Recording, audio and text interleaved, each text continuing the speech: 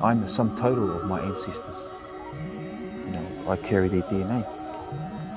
We are representatives of a long line of people, and we cart them around everywhere.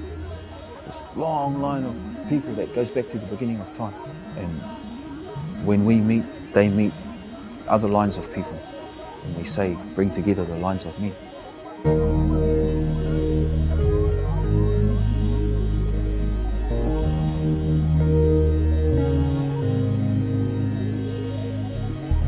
You're listening to the CVS show on Phonic FM 106.8, bringing news from the voluntary and community sector in Exeter. Exeter CVS runs the local volunteer centre, offers affordable learning in IT, management and personal development, and gives membership support to charities and community groups across the city. Visit www.exetercvs.org.uk or call 01392 20 20 55 to find out.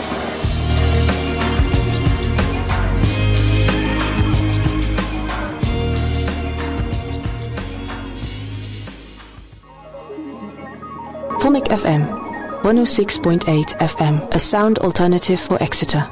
It certainly is a sound alternative for Exeter. It's the Thursday afternoon CVS show, and I'm very, very pleased to be joined in the studio by Peter and Abbie and Ruth from Refugee Support Group Devon.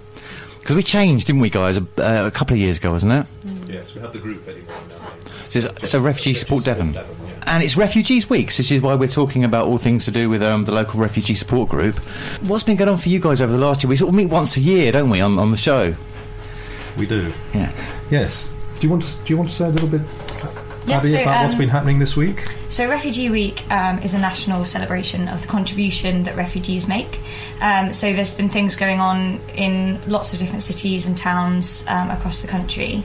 For us, we kind of kicked it off, so to speak, with a football tournament last Sunday, which was really good. And last night there was a film screening, which some people might have attended, of the film Leave to Remain. Mm-hmm. Which is also at the moment available on iPlayer if people weren't able to make it yesterday.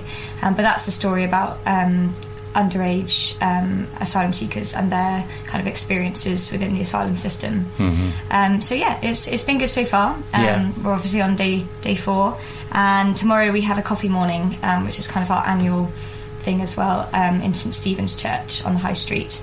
Brilliant venue, isn't it? Yeah, lovely in there. So hopefully that should be well attended. And is that something, Abbie, that people can just pop in, have a coffee and a chat and find out more about what you guys do and what absolutely. So people can come in if they have any questions, or even just for a cup of tea, if they're passing by, meet some of the people that work there, some of our volunteers, some of our service users, and just find out what we're about, really. Yeah, because I have to admit, I haven't been in sort of keeping up, because you guys as an organisation used to be based in the same building as us at the CVS, so we always knew what was going on, and used to meet a lot of service users as well. And then, so where are you based now? You're at St David's?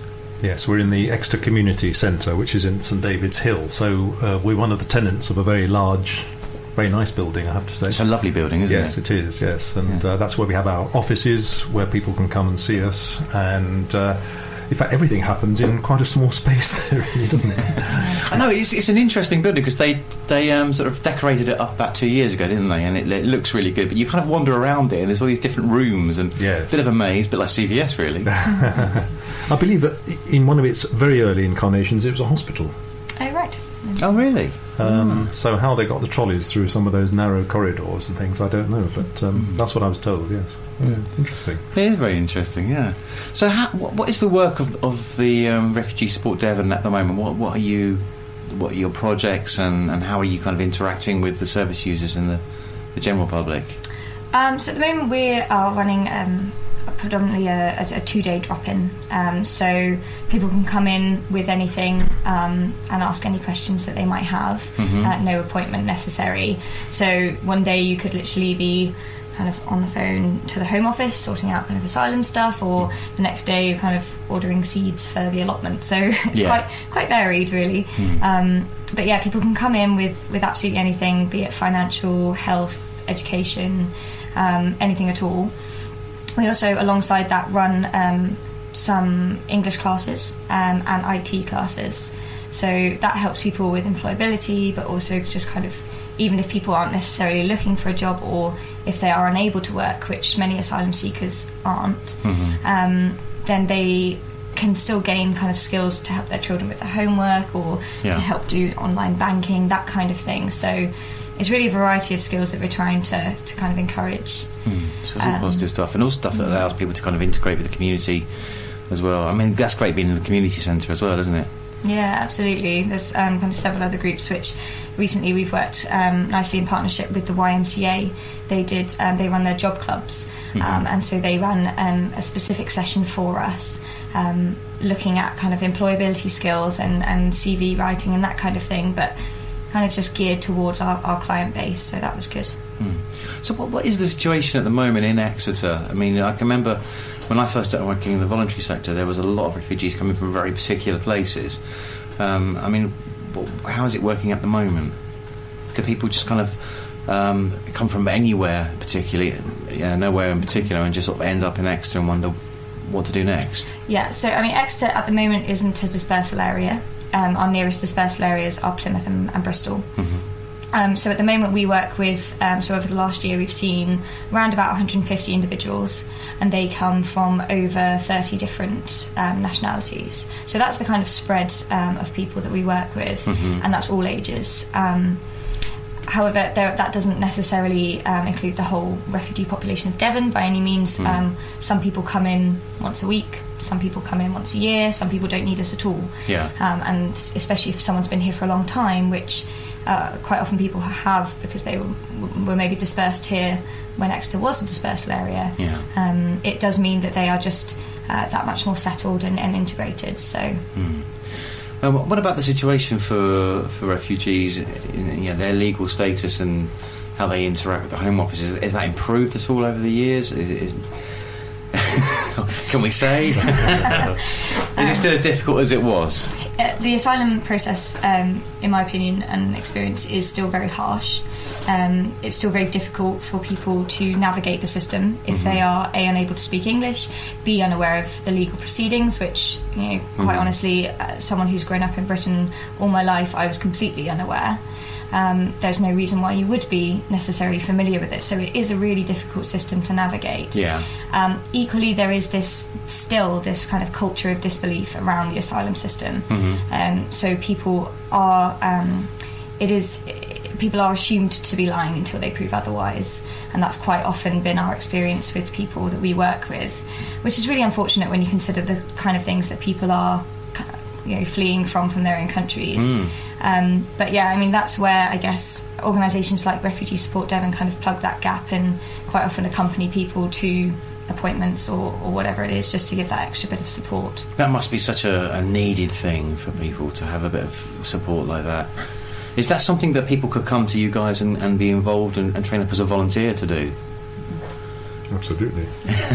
Not looking at Ruth there. Is this something you're involved with, Ruth? Then that was part of my role, was going to organisations. I wasn't necessarily training people, but I was going to organisations with people, and just especially if they're finding it hard to understand what's required of them, and it can help just make them feel at ease, and they might be quite fearful of going to some of the organisations, so just having somebody with them to accompany and to ensure that they're understood, because quite often we've talked about it before you go there, so we're just able to help make sure that they're understood by the other organisation. I mean the language barrier must be a huge thing to overcome. I think the language is a big thing, but also remembering that these people generally come from countries where they are fearing persecution from the authorities. So actually going up to someone in uniform or going to a very official looking building, being in an interview room, I mean, it really does kind of hark back to some of their experiences in their own countries. So it can be really difficult, and actually very difficult for people to trust the UK authorities and to accept that the police and the judges and everyone are there and kind of impartially. It's quite difficult. I've got a couple of music tracks that you brought in, Ruth. I'm just opening up the folder with them now. It's a busy old folder you've got there, isn't it? No, then two music. There's only two, okay. Okay, well, what I'll do is I'll track them down. I'll put some music on first, and then I'll track them down.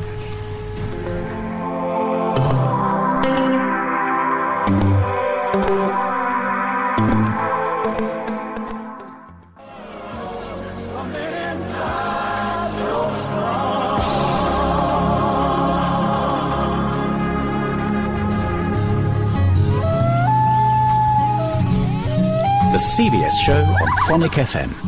Find out more about community and voluntary work in Exeter at www.exetercvs.org.uk. Visit us weekdays 9:30 to 4:30 on King William Street or call 01392 20 20 55. Welcome back. It's the CVS show on Thursday afternoon, and I'm joined by Refugee Support Devon and many members. I've got Ruth and Abbie and Peter who were with me earlier on. I've been joined by Rowan and David now. Nice to see you guys.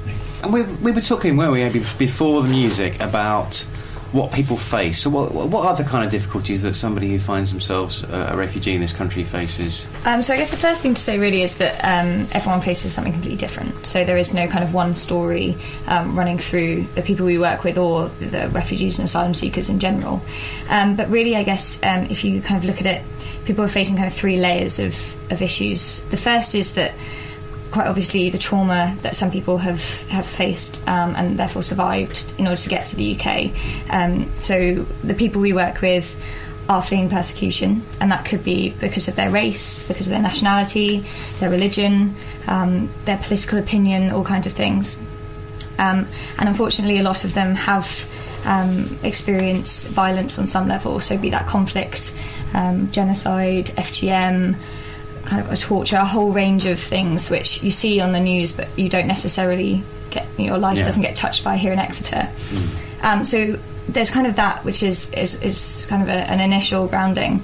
And then when people get here, as we were saying earlier, the asylum process is very, very tough. And it's a very harsh system, so the whole legal battle is really kind of geared towards disproving someone's story.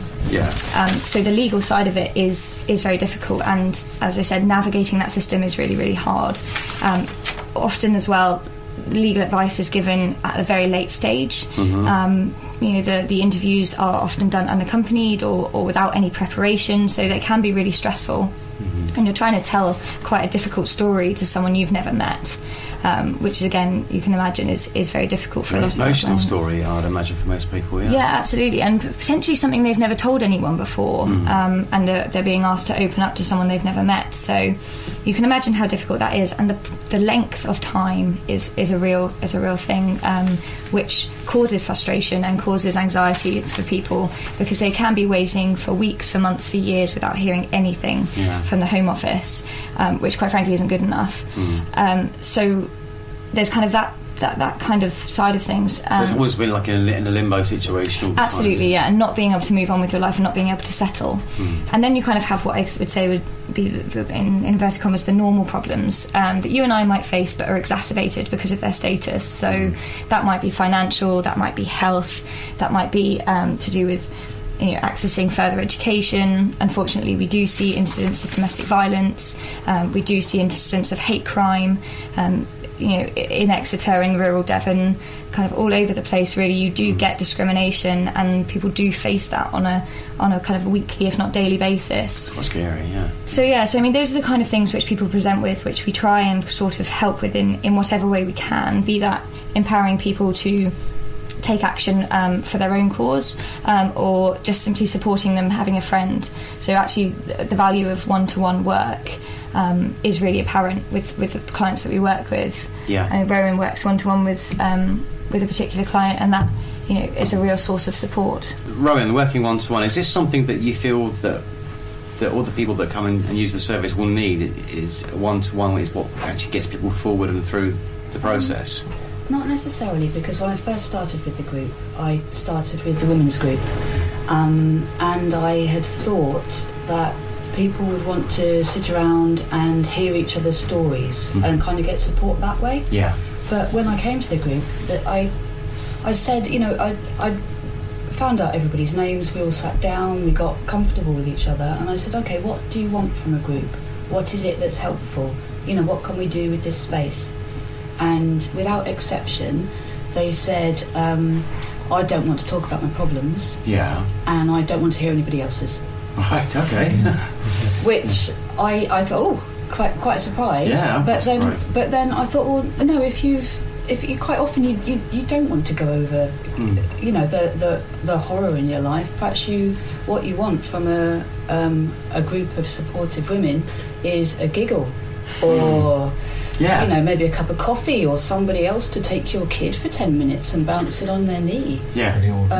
Ordinary stuff, day-to-day stuff. human stuff. And I think women particularly, if they don't get that, then they can become very isolated and lonely and depressed. So we did belly dancing, we did yoga, we did beading, we did, we got little people doing juicing. Yes. Smashing pineapples through the juicer and making an incredible mess. Had huge fun. Yeah, great. Yeah. More recently, I've been working one-to-one with a client, ostensibly teaching English, but going to the housing office or deciphering housing forms, or just kind of the life laundry that is quite easy if you speak English and you've been brought up in England and you know how everything works. Yeah. But when English is not your first language and you're being sent reams and reams and reams of paperwork, you're not necessarily sure why there are capital letters, why there are small letters, why they're all jumbled up, and why on earth there's so much paper. Are you in trouble? Have you done something wrong? Are you going to be evicted? Are you going to, bills? Must be so scary and confusing. Yeah, I think it's quite difficult to get a grip on, and so there's kind of the life laundry, admin, just almost hand holding. Yeah. Without wanting to sound patronising, it's just somebody to say, hey, look, it's okay, and look, it works like this, and if you're in a foreign country by yourself, you're relatively young and you have a new baby, I think that can be terrifying too. Of course, yeah. So I found that just being able to say, oh, don't worry, they're all like it. We have this commonality. We have these experiences that we can share. I thought I was going to break my baby when I first had it. Or wash it too hard, or feed it the wrong thing, or they don't come with manuals. So I think my daughter now being 16, I can look back on that early time, and just maybe be a bit of a reassuring person. I mean, person. And then connecting. I mean, I think that's the thing that's coming across there, is actually kind of connecting with people, things that are part of being human for all of us. Exactly. Exactly. And then obviously helping with the things which we would all find difficult with. I mean, it's interesting because there's a couple of support groups for people who have been born and brought up in this country to kind of get them through things like housing and admin, just because for whatever reason their circumstances have made that difficult for them. But to actually do that from another country where the culture, the language is different, it must be an absolute maze. Completely different. This one particular friend has gained a couple of years. She thought she was a certain age. We took all her paperwork to the housing office, and the housing officer said, gosh, so many people from Afghanistan are born on the 1st of January. What's that about? And I said, because they turn up with no paperwork. You're literally given a date and that's you. And it wasn't until the village was safe and somebody went back and found her bit of paper that she realised she'd gained a couple of years and knew when her birthday was. But actually half the population, the world's population, don't have a date of birth, and we have this assumption that everyone's got a date of birth, so we sort of look at someone with ridicule almost if they don't have one, but actually loads of people just don't, so that's why they're sort of all given the first of the first. Right, because in a previous job that I had, I was working with a lot of guys at that point who were coming over from Kosovo, and they were all born on January the 1st. They had an amazing New Year's Day party. Okay, so that's an interesting fact, Ruth. About half the world's population just do not have that information. It's just not registered in the same way, or just not registered. Yeah, not wasted at all. We take that for granted, really, don't we? Yeah. But I also wanted to say, leading on to what you were saying, Rowan, was also just about it's not only the culture, but also the assumption that the education system's different. So we've got quite a few. Well, refugees come with a huge variety of skills that they're bringing with them, but some of them haven't been educated very much. So lots of the women have stopped education from the age of 9. So, they do need that additional support with understanding. So not only our ways, but also just sort of with the. So most of the people that you see, do they tend to come over in families or couples, or is it always generally people on their own? Initially people come on their own, and then once they get refugee status, then the family come. I think it's predominantly like that, mostly in Exeter anyway. That's what's happened. Yeah, it very much varies as well, with depending on the type of city that you are. So, as I said earlier, Exeter used to be a dispersal area, and during that time, the main kind of demographic that was sent to Exeter was young Afghan men. So which would explain our particular kind of spread of people that we see, but at other places it varies quite considerably. Because I imagine that must be even harder to be on your own. If you've got people who are like family or close to you with you, then at least you've got a bit of a unit to kind of navigate and negotiate what's going on. But it's just such a scary time for people, and they've come from somewhere scary, so it's a really hard thing for them to go through. But you guys are really helping them. I mean, and did you want more people to come and join you? I mean, that's one of the things that we like to kind of do at the volunteer centre, is get people to come and volunteer and give a hand. I mean, is that? Yeah, I mean, I'm David, but one of the big things is the board of trustees as well as the volunteers. We're always looking for new trustees, and it's a strong board at the moment, and very engaged with the work that the office does, etc., etc. Love to have somebody to come in and be a treasurer for us. Okay, yeah. Although we've heard that story popular role before. On the other hand, we've got very good financial bookkeeping skills that are outsourced, and we get all our figures right and all the rest of it. It's really important to have that.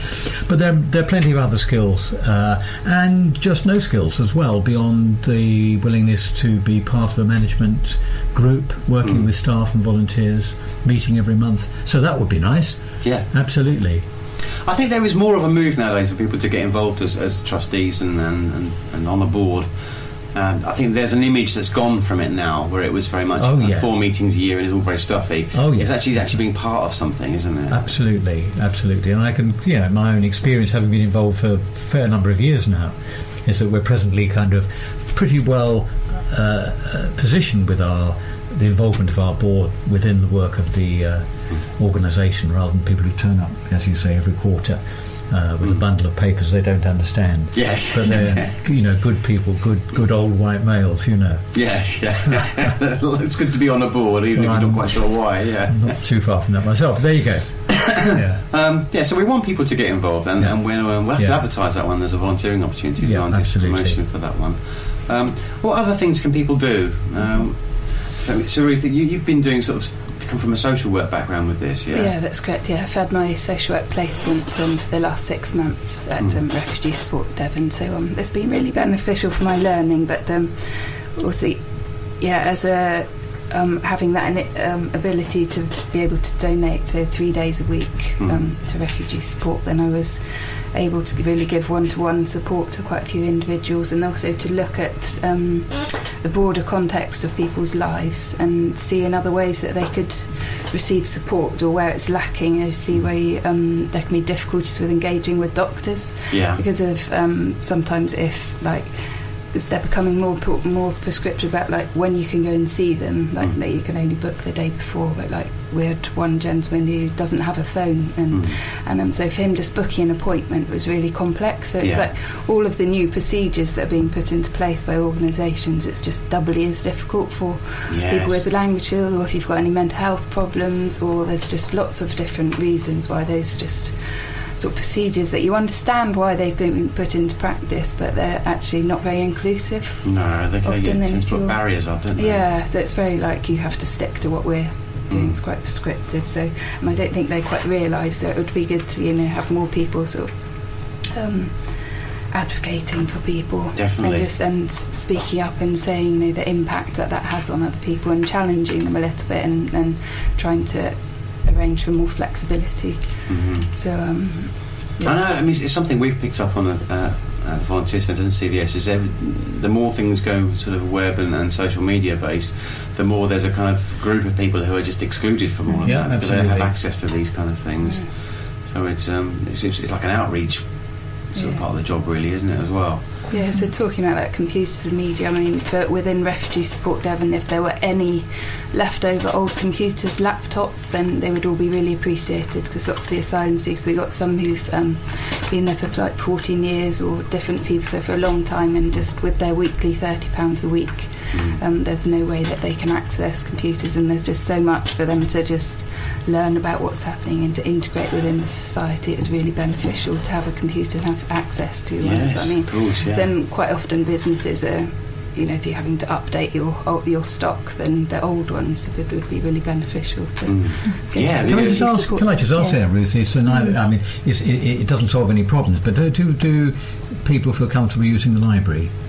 The computers at the library? When you got free 30 minutes, whatever it is? They do a bit, but quite often they still need assistance to learn how to do it and to understand the complexity, and also it's about that. And also the danger behind, and the safety with online. Absolutely. So there's quite a lot of learning and interaction. And of course, there are RSG computer groups, computer classes, aren't there? Yeah, there are. Which has been quite an important bit of support for quite a number of people, as far as I can recall. Yeah.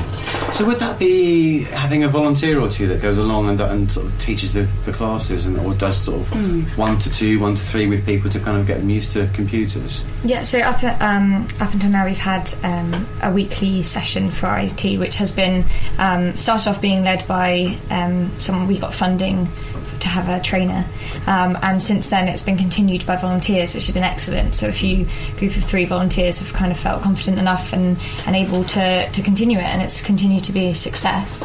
Over the summer months it normally gets a little bit quieter. As you know, Ramadan starts today, I believe, and after that it's August and people go away and this, that and the other, so the summer months are generally quieter for us. So whether or not they continue while the women have if the children are on holiday, they might not be able to make it, that sort of thing. But come September, I'm sure it will restart, if not be continuing on. So should we have a little bit of music? What have we got?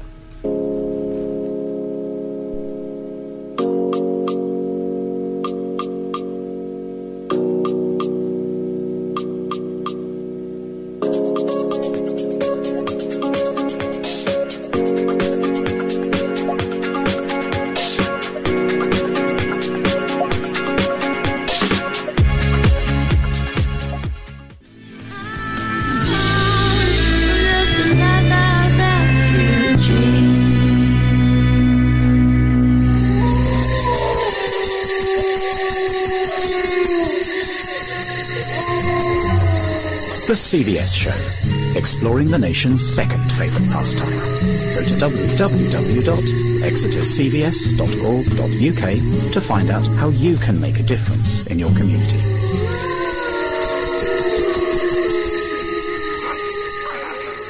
A really interesting and diverse selection of music that you guys have brought today. I'm welcoming Nick into the studio now, who's just joined us. You chose that track. Tell us about that one. Well, it's just by this group who I really like, called Oi Veloy, and they are just nice and chilled, and they've got a really nice diverse background, and the song is all about refugees and some of their struggles.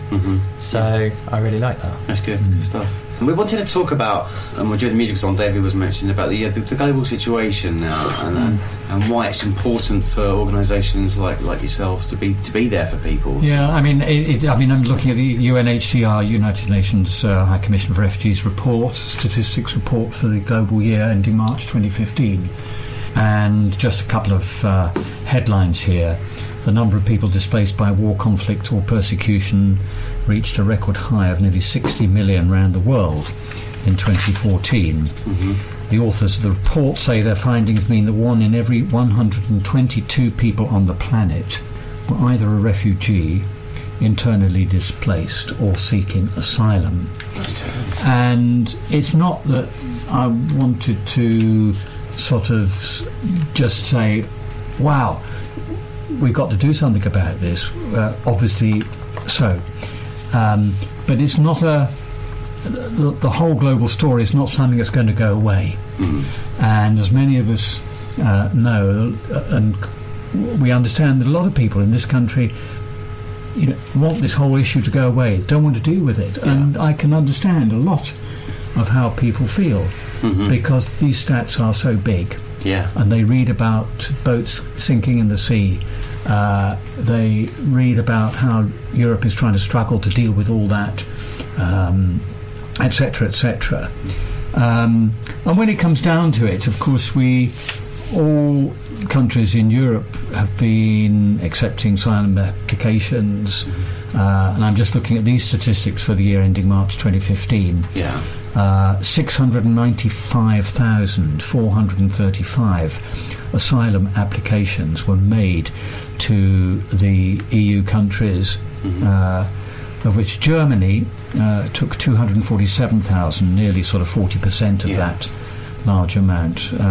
According to these stats, Britain took 4% of the asylum applications in that year, 29,000. So we're kind of, when I say we're kind of quite low down the line in terms of asylum applications, I think to get some context there, we've got, these are really kind of important figures, and they're not going to go away, and they're not going to, and of course, I mean, Nick, you can comment on this, but it's obvious to most people that the world is in a mess in ways that will, it means that people working in this field of refugee support, asylum support, and so on, in Britain and obviously in Exeter, I've also got to be thinking, and I'm sure we do, that actually we have a role as a country, we have a role as part of Europe in actually trying to understand what role we have had in the disruption of political entities around the world, which has given rise to all the refugee crisis in the Middle East. We're not totally responsible, but I'm just thinking that we're all a part of the we world, need to understand that we are part of the world. And as much as we wouldn't want this situation, we wouldn't want to have to deal with people in lorries in Felixstowe. This is the end of the line for some of them. So it was just a context, and eventually people come down and sort themselves out to some degree. And in Devon, we have a good number of these people. And the only other thing I wanted to say really was that Exeter has been, in my experience, and I would want somebody else to comment on this, in my experience, it has been not a bad place for these the asylum seekers and refugees. There's been a relatively understanding support and welcome. I think there has, hasn't there? I mean, other people can comment. No, I think that's a really nice overview. Just coming back to that global picture that you were giving. It's around about 4/5 of the world's refugees that come to developing countries, that go to developing countries. And it's only around 1/5 that actually come to developed countries like the UK. Okay, that's interesting. I don't think people would be aware of that necessarily. So very often the burden falls more heavily on the poorer countries.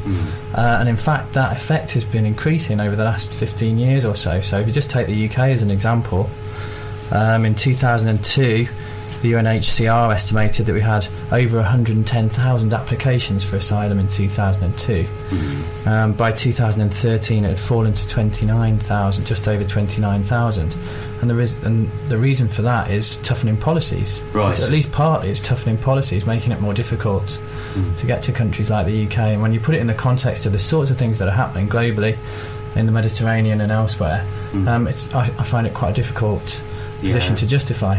And are those stats used in order to make people think that there just aren't so many applications, things are maybe getting a bit better and it's not so much of a problem, but actually the problem is that the policies have changed. It's a different way of sort of counting the statistics, really, isn't it? It's a different way of counting the statistics, and there's no obvious reduction in the numbers of certainly displaced people. We just heard the number of people that are displaced as a result of violent conflict is increasing. So we'd expect countries in Europe to stand up and do Help their people. part, in helping people. I mean, we are part of a global community, and you can hear sometimes people saying out there in their heads that we've got enough going on really here to be worried about without worrying what goes on in other countries. But I don't think it's very human to be like that. I don't think once you know what's going on, you have to do something about it, and you have to be involved. Yeah, very much so. And I think there's a slippery slope. So the more that we keep people at arm's length, and there are certain kind of technologies and legal technologies as well as technological innovations that have made it easier to keep migrants at arm's length over the last 15 years or so. And the more that we do that, the easier it is to forget about them. Yeah. It's easy to forget that actually there's all these mechanisms keeping people apart from us. Yes, yeah. And the people who aren't here, it's very easy to overlook them. No, definitely. Nick, something I want to know is when somebody does arrive, and how are people arriving generally now? All different ways, like you said, mentioned the boat at Folkestone. Is people just turning up in whichever way they can get? I have to admit, I don't have figures on it, but as far as I know, it's still quite a diversity of different methods of arriving here. Yeah, so it's boat and also lorries, so there's the overland route, and I know that the camp in Calais is becoming more and more crowded as a result of people attempting that overland route as well. So once people arrive here and they sort of declare themselves to be a refugee and looking for asylum, well, obviously there's a difference between asylum seekers and refugees in a legal sense, isn't there? There is, yeah. So an asylum seeker is someone who has declared that they have a fear of persecution in their home country, and it's not yet been ratified, if you like, by the legal process here that they are indeed facing persecution, that they have faced persecution in their home country. When it's ratified, then they get what's called refugee status. Okay. They get recognised as a refugee, but they have to go through a procedure of application, and it's in various different stages before they get given that refugee status, that recognition. Okay, and as you guys were saying earlier on, that can sometimes be quite a long time. And that waiting can be really, really a difficult time and a painful time.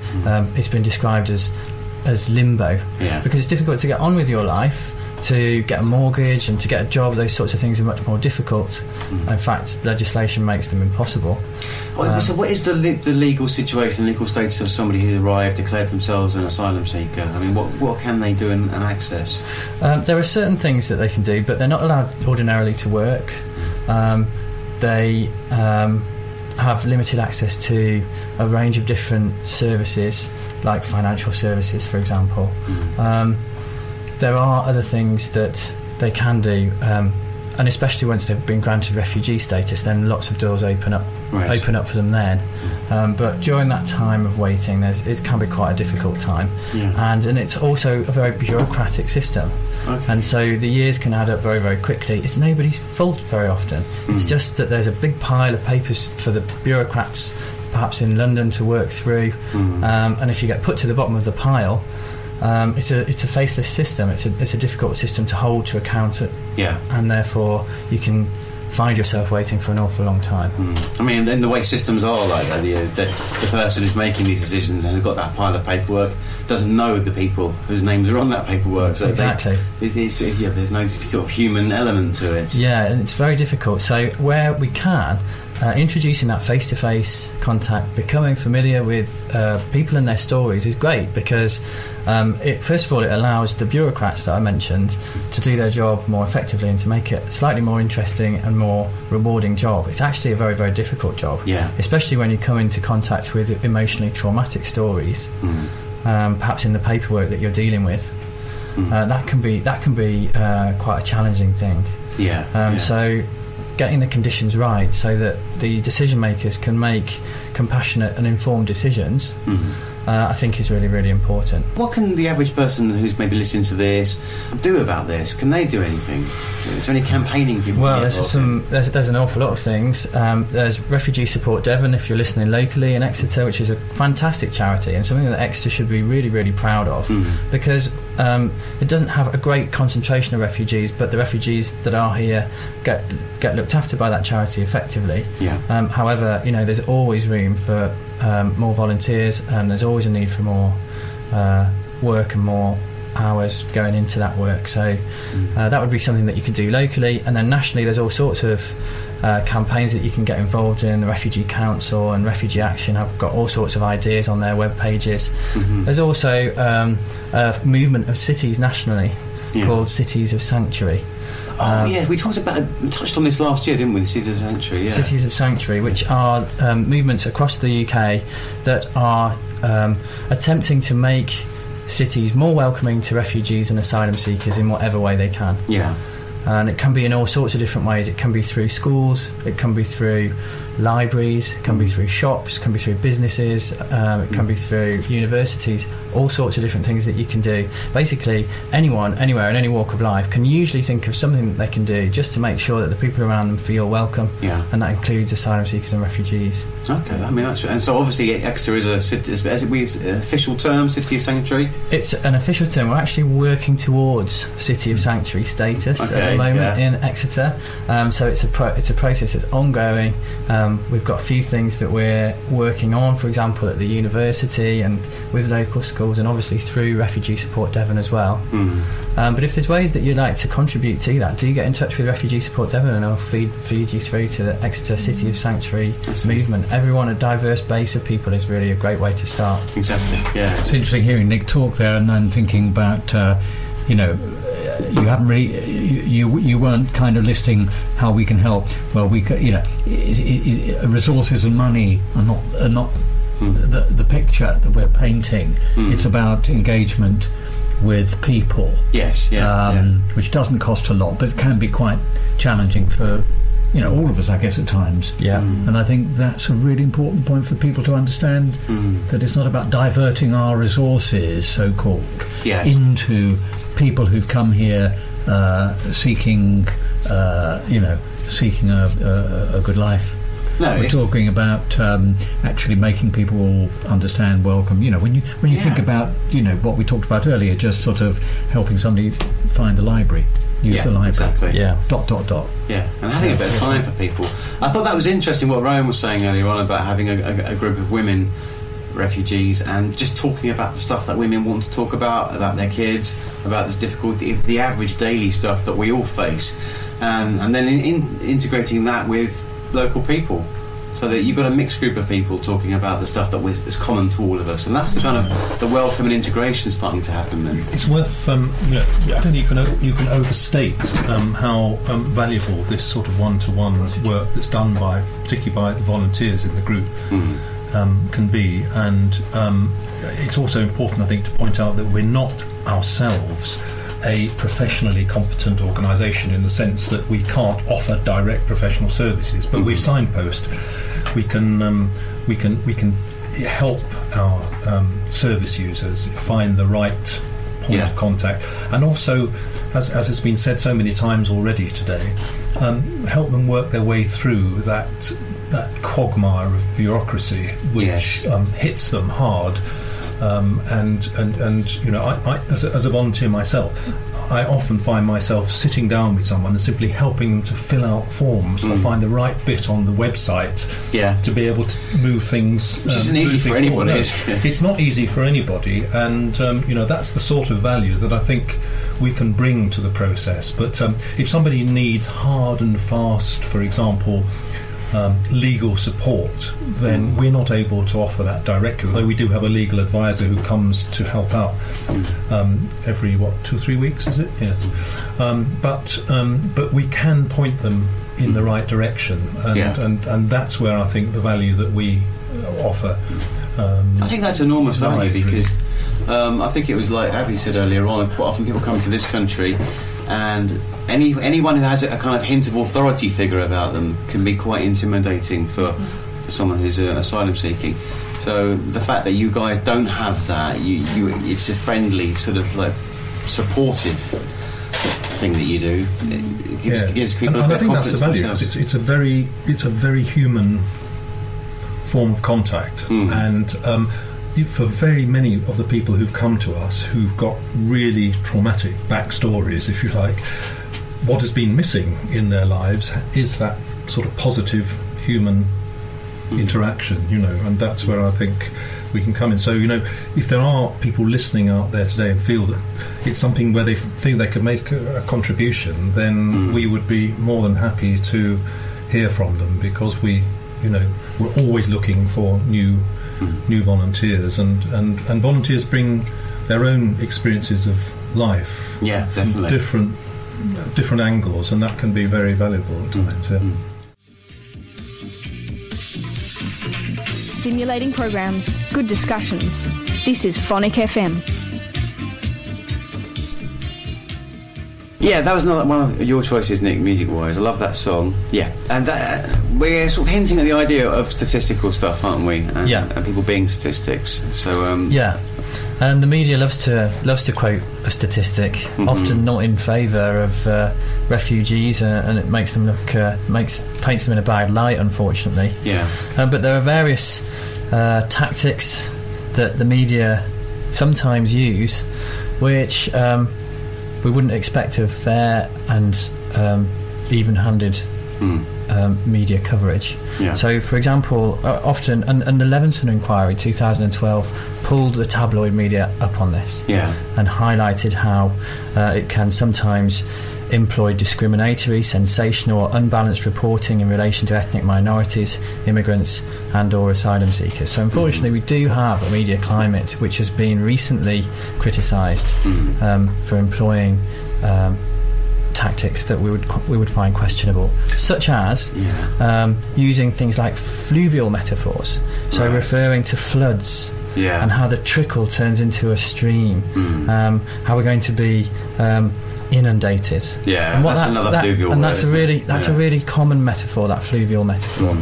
And what that does is that it lumps people together, so it kind of dehumanises people. You're talking about a material there, which is water, rather than people and their stories.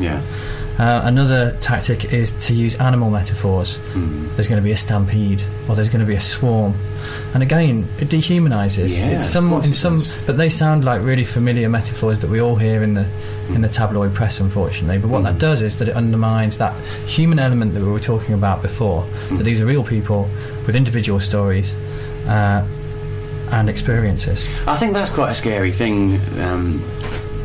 Exactly as you say. We tend to live in a society where we anthropomorphise things which aren't human, whether it's kind of animals, pets, objects, computers, cars, and then we dehumanise actual humans. I mean, that's quite scary, isn't it? I think you've also got to remember that the people that read those headlines aren't just British-born people. They're asylum seekers, they're refugees. They come here and they're greeted with those kind of headlines, and that just is, as someone who has grown up in Britain, just makes me so ashamed. And I just feel so strongly that those people shouldn't have to see that. They shouldn't have to be.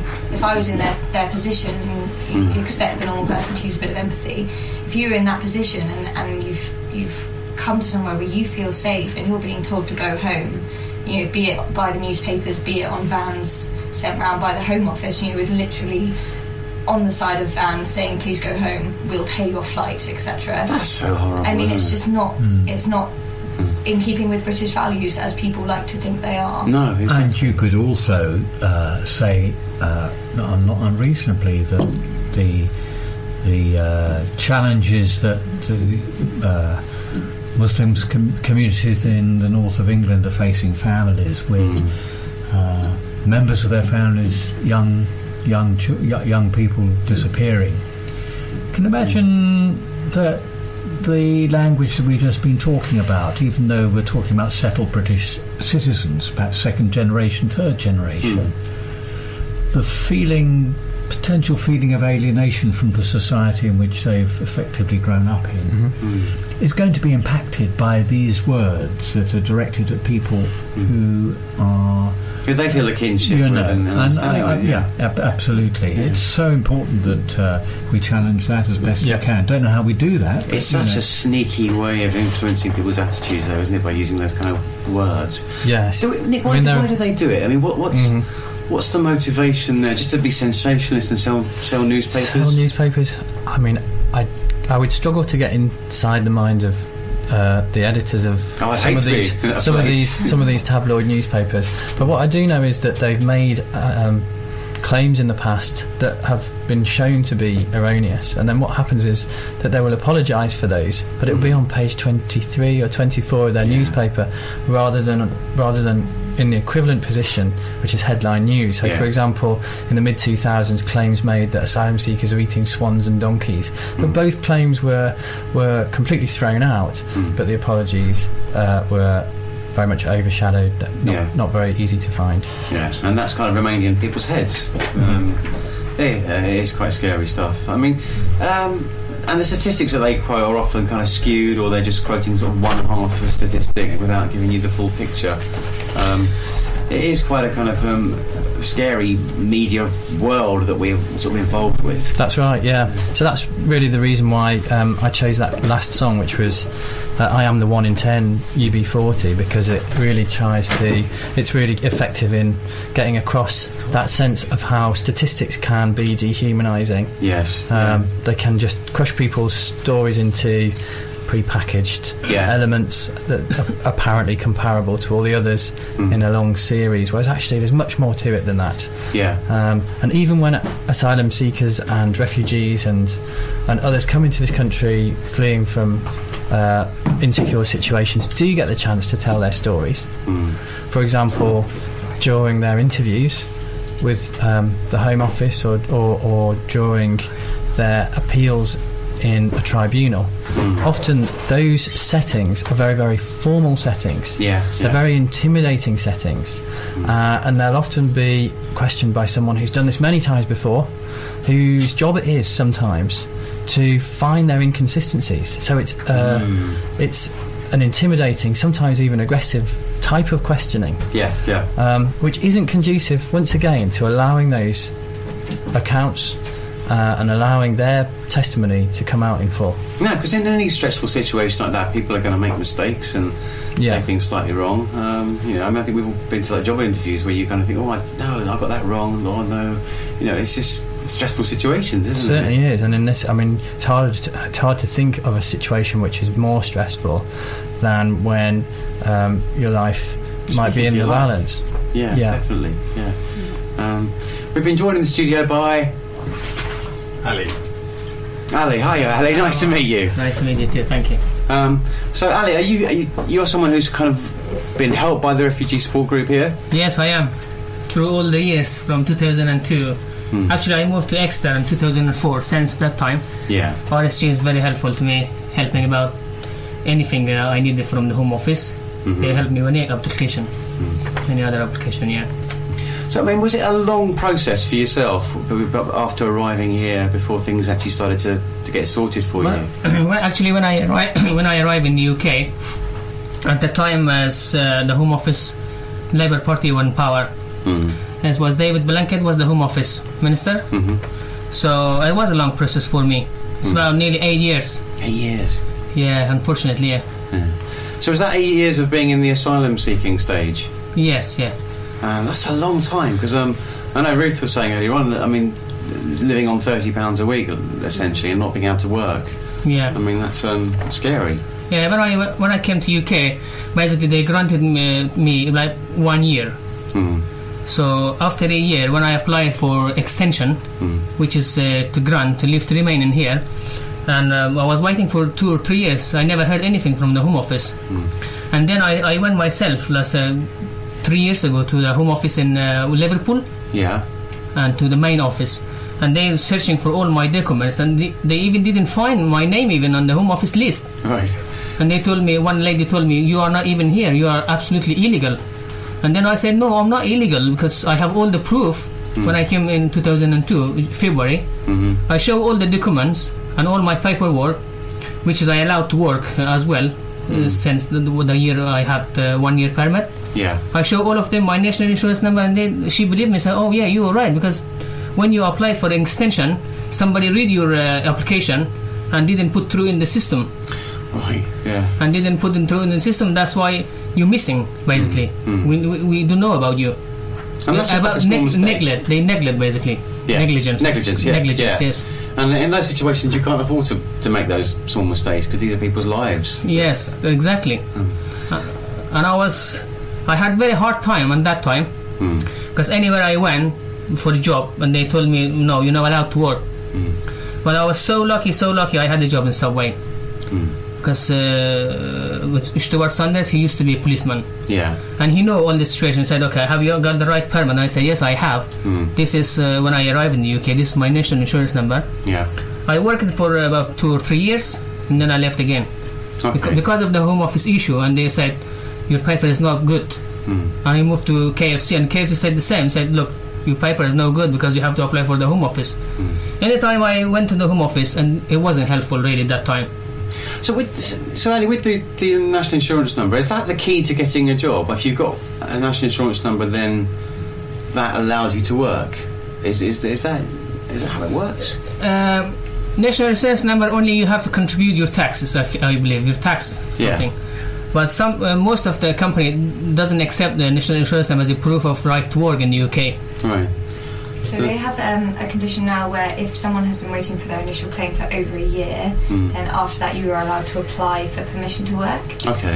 But I believe that's a fairly recent thing, and that is only applicable for the first stage of that application. So if you've been refused and you're waiting for an appeal, you aren't allowed to work. And if you're waiting for something like a judicial review, you're also not allowed to work. So that's where you get individuals who have been waiting for up to 14 years because whilst the Home Office have said that they will now deal with the initial claim within 6 months, that doesn't take into account all the extra bits that come into it. So actually that 6 months, if it goes to plan, is fine, but if it doesn't, it can drag on for a really long time. Yeah, so the bureaucracy, the paperwork is just unbelievable, isn't it? Yeah. But also that permission to work, if you've been waiting for a year, that's only if there's a shortage of occupation. So for some jobs they're very restrictive about the type of jobs that you can actually...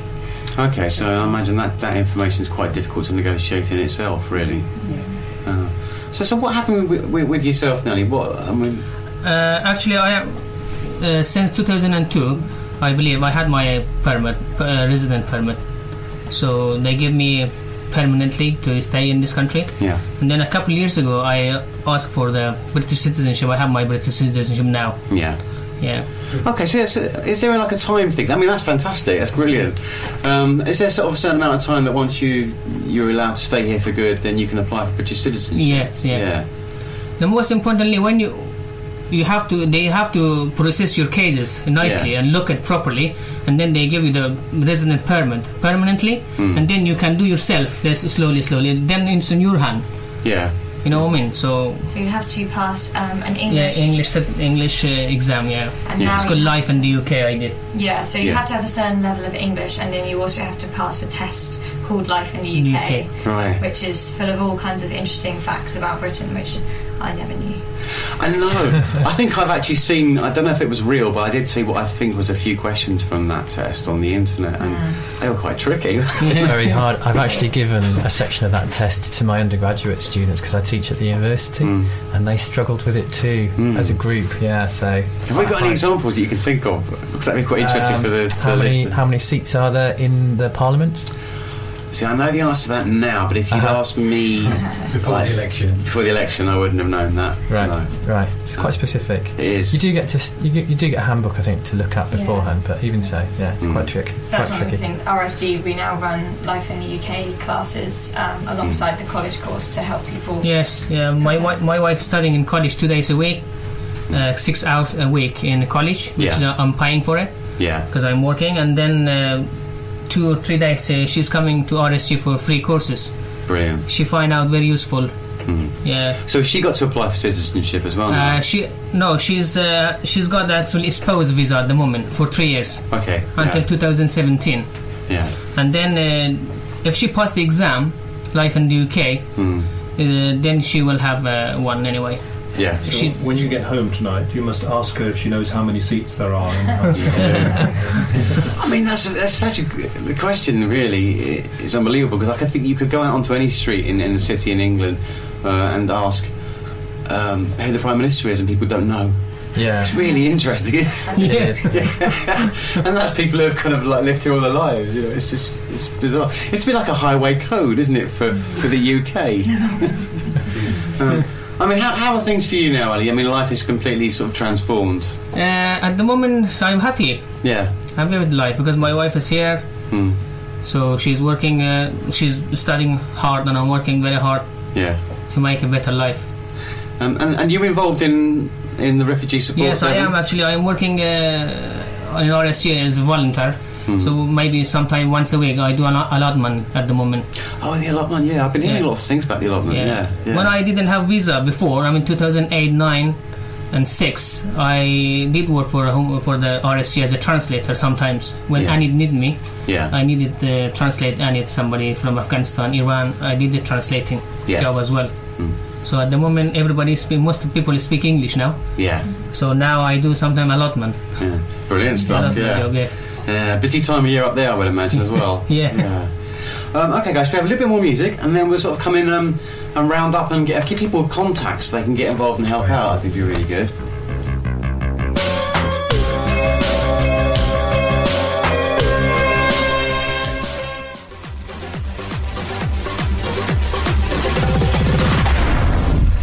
Packed with passion. Phonic FM, 106.8 FM. Indeed, and that music was quite packed with passion. I like the music, Ali. Thank you for bringing that. This one, I believe, is a song from Dawood Sarkozy, I believe. Okay, guys, we've covered a lot of information. Is there anything else you guys want to sort of go through before we wind up for this afternoon? Just to mention that we talked quite a bit about the process and waiting for the decision on asylum. And one of the things that an increasing number of people have to put up with is being detained, being incarcerated during that time. Yeah. So the number of places where people can be incarcerated, they're called immigration removal centres, where people are incarcerated while they're waiting for this decision. Yeah. The number of places are going up. Right. That's quite scary. Yeah. So there's more investment in this particular control, if you like. It's now around about 3,500 places, and the UK is unique in two respects. It's among a small number of countries anyway, in two respects. The first is that you can be incarcerated indefinitely in the UK, so there is no guaranteed end point to the amount of time that you're detained, which can be very, very tough. Yeah. As you can imagine. And the second one is that there's no judicial oversight over the decision to put you in.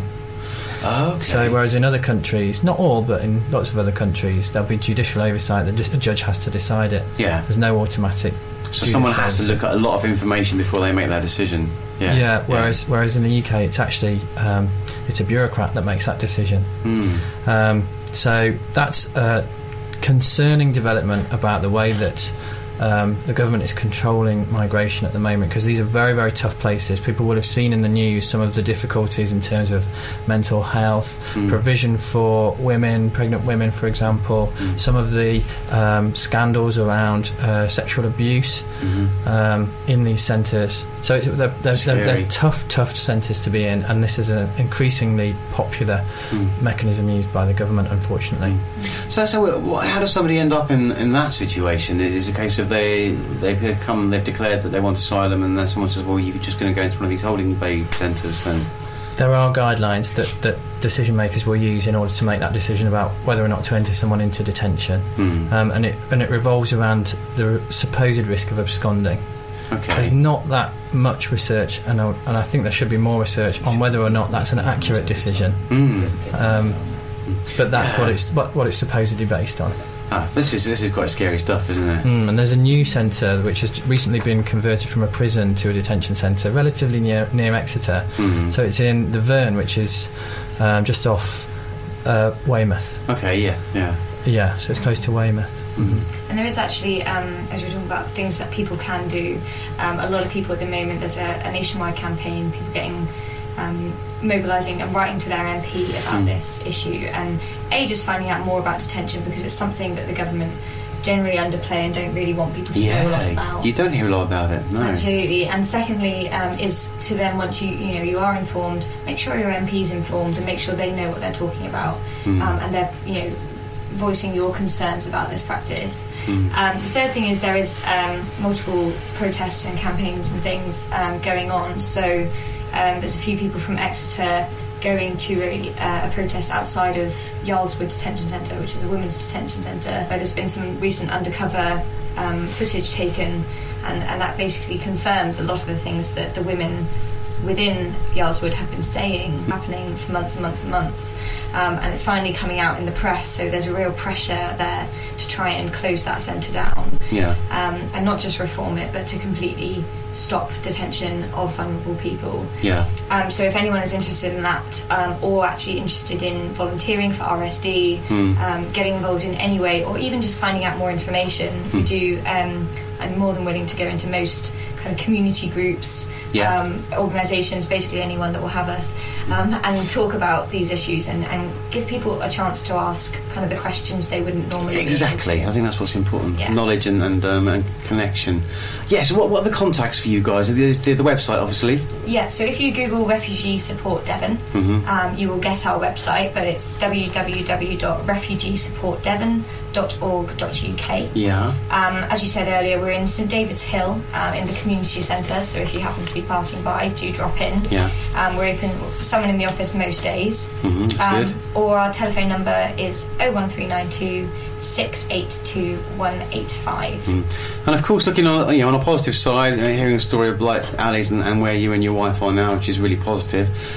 You guys are doing a great job, and it's Refugee Week, so let's celebrate the fact that we have refugees in this country. And tomorrow, St Stephen's Church. Absolutely. Middle of the high street. Instead of going wherever you usually go for your cuppa, go in and find out more at St Stephen's Church. Lots of homemade cake as well, so Oh, good. Okay, that's 11 I've logged that. 10:30. 10:30 onwards till 1 o'clock. Okay, brilliant. That's really good, guys. I want to thank you all so much for coming on the show. Thank you, John. It's been brilliant. Thank you. You've been listening to the CVS show on Phonic FM. The show was produced by John Stammers and Nick Kiss for Exeter CVS. For more information about any of the issues raised in this programme, visit www.exetercvs.org.uk, email cvs@exetercvs.org.uk, call 01392 2020 55, or visit us weekdays 9:30 to 4:30 on King William Street. Exeter CVS is a registered charity supporting the community and voluntary sector in Exeter.